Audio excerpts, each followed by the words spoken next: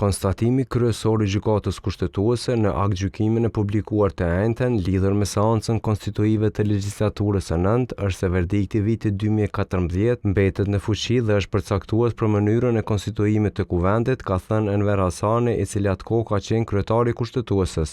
Në një intervistë për kohën, ai ka përmendur dy risitë e vendimit të fundit. E para, vendosja një afati ditor brenda të cilit kuvendi duhet të konstituohet. E dyta, domosdoshmëria për të respektuar praktikat parlamentare të deritanishme në procesin e konstituimit të kuvendit. Në aspektin juridik, çdo gjë është e qartë.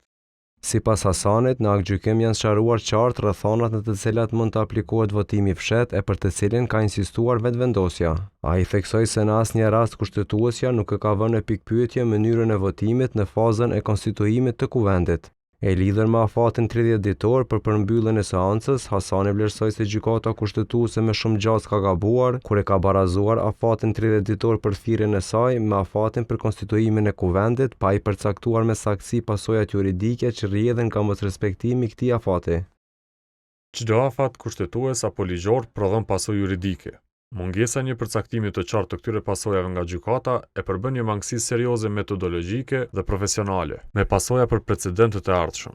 E vetmja pasojë që gjykata e ka theksuar qartë është ajo e shprehur edhe në aktgjykimin e vitit 2014, se dështimi për ta konstituuar kuvendin nuk e çon vendin automatikisht në zgjedhje të reja.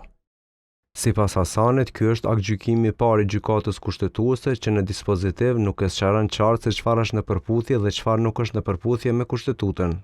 Ai thotë se ky lëshim për nga natyra dhe pesha e tij mund të mbahet mend si një precedent I diskutueshëm në praktikën e gjykatës.